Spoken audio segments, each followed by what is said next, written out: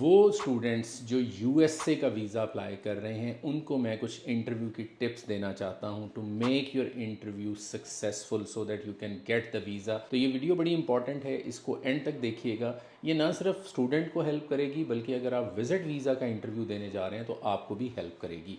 मैं 5 टिप्स आपके साथ शेयर करता हूँ। उन टिप्स को जो है वो आपने जहन में रखना है और उसके अकॉर्डिंगली जो है वो आपने अपने इंटरव्यू की प्रिपरेशन करनी है।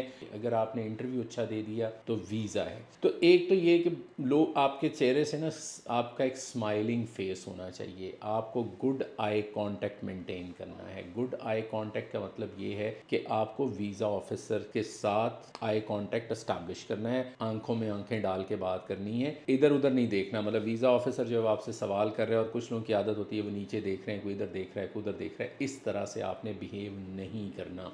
You need to look like that you are a confident person, ठीक है। और हल्की सी स्माइल जो है वो आपके फेस पर होनी चाहिए सो दैट एक तो ये कि आप इम्प्रूव कर जाते हैं, ठीक है। एक स्माइलिंग फेस है, एक प्लेजेंट पर्सनैलिटी है, तो अगले बंदे का दिल करता है कि आपसे बात की जाए। ये इसलिए ज़रूरी है कि अब आप जब उसके सामने जाएंगे तो आपने कुछ चीज़ें जो हैं वो आप वर्बली कम्युनिकेट कर रहे हैं, कुछ चीज़ें आप नॉन वर्बली कम्युनिकेट कर रहे हैं। और वो ये चीज़ें हैं, आपकी ड्रेसिंग कैसी है, आपका आउटफिट कैसा है, आपने शेव की हुई है, आपने अगर दाढ़ी रखी हुई है तो ट्रिम की हुई है, और उसके साथ साथ आपने आई कॉन्टैक्ट एस्टैब्लिश किया है, आपने आपके चेहरे पर एक स्माइल है। सेकेंड जो टिप है आपके साथ वो मैं ये बताऊंगा आपको कि आपको जो वीज़ा ऑफिसर के क्वेश्चंस हैं उनके clear, concise, crispy and brief answers देने हैं। लंबे आंसर नहीं देने, कोहेरेंस होनी चाहिए। कोहेरेंस का मतलब ये है कि आपका हर जवाब जो है वो आपके पिछले जवाब के साथ मैच करता होना चाहिए। हर सवाल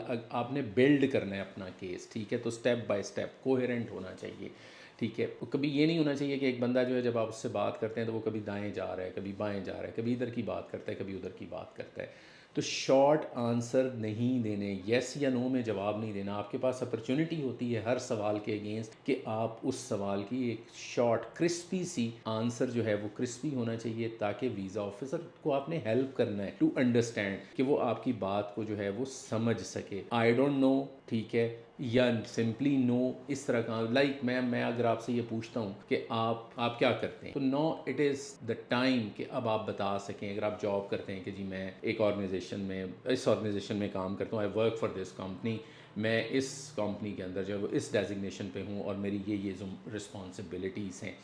तो ये शॉर्ट भी रहा, ये क्रिस्पी भी रहा, ये ब्रीफ भी रहा। और आपने की क्वेश्चंस के लिए भी जो है वो प्रिपेयर्ड रहना है। लाइक आप स्टूडेंट हैं, आपका स्टेटमेंट ऑफ पर्पस जो है ये इंतहाई इम्पॉर्टेंट डॉक्यूमेंट होता है। स्टेटमेंट ऑफ पर्पस में आप ये बताते हैं कि आपने अमेरिका क्यों जाना है, आपने अमेरिका में इस यूनिवर्सिटी को क्यों सिलेक्ट किया, आपने इस यूनिवर्सिटी के अंदर इस कोर्स को क्यों सिलेक्ट किया।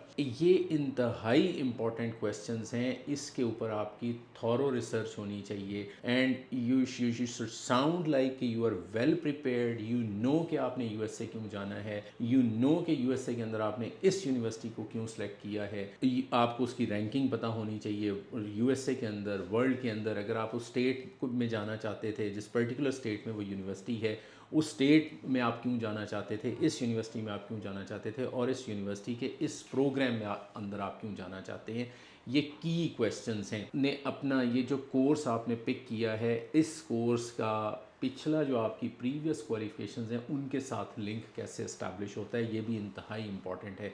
अगर पहले आपने कोई और डिग्री की हुई है और अब आप कोई और डिग्री करने जा रहे हैं तो इन दोनों का लिंक कैसे इस्टेब्लिश करना है, this is something that you need to be very clear about it कि आप ये इसका लिंक इस्टेब्लिश कर सकें। और उसके बाद एक क्वेश्चन जिसके ऊपर जो लोग बहुत ज़्यादा गलती कर जाते हैं वो ये है कि जी आपकी जब डिग्री कंप्लीट हो जाएगी तो उसके बाद आपके क्या प्लान्स हैं। तो कुछ लोग जो हैं, देखें, student visa non immigrant visa है, इमिग्रेंट वीज़ा नहीं है। आपने जेन्युइन टेम्परेरी एंट्रेंट को एस्टैब्लिश करना है कि आप यूएसए जाएंगे, स्टडी करेंगे, वापस आएंगे, और वहीं से जो है वो अपना, अगर आप जॉब कर रहे हैं, उस ऑर्गेनाइजेशन ने अगर आपको कोई लेटर ऑफ सपोर्ट दे दिया है कि भाई आप वापस आएंगे, तो वो they can consider you again. आपने ये एस्टैब्लिश करना है कि आप वापस आएंगे और वापस आके इस डिग्री का जो आपको बेनिफिट होगा वो क्या होगा इन योर जॉब प्रॉस्पेक्ट्स और आपकी ओवरऑल पर्सनैलिटी के अंदर। अगर आपके कोई प्रीवियस वीज़ाज़ जो हैं वो रिफ्यूज़ हुए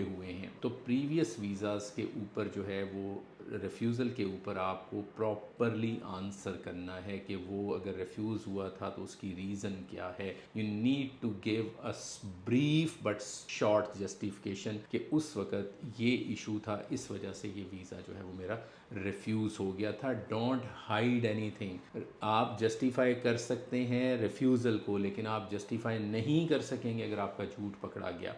फाइनली जो मैं आपको बताना चाहता हूँ कि आपने फाइनल में एक वीज़ा ऑफिसर की तरह सोचना है। आपने चेंज कर लेना है। वीज़ा ऑफिसर विंडो के उस साइड पे होता है, आप इस साइड पे होते हैं, ठीक है। No you wear the hat off that side. आप उस साइड पे बैठ जाएं और इधर जो है वो एक बंदे को वो देखें कि वो बंदा यहाँ पर हो और आप उससे ये सवाल कर रहे हो, तो किस तरह से आप जो है वो कन्विंस होंगे। अगर आप इन चीज़ों का ख्याल रखेंगे, ऑलमोस्ट मैं कह सकता हूँ कि 99.99% गारंटीड है कि आपको वीज़ा मिल जाएगा। Don't go with typical Pakistani mind set, देखा जाएगा। देखा जाने का मतलब 1 करोड़% जो है वो आपका रिफ्यूज़ल होना है। वो लोग जो वेल प्रिपेयर्ड होते हैं, उन लोगों को वीज़ा मिलने के चांसेस जो है वो सब्सटेंशली इंक्रीज़ हो जाते हैं, क्योंकि जो लोग प्रॉपर प्रिपेयर होकर जाते हैं, ये उनका लाइफ की तरफ एटीट्यूड होता है कि वो हर काम इसी तरह से करते हैं।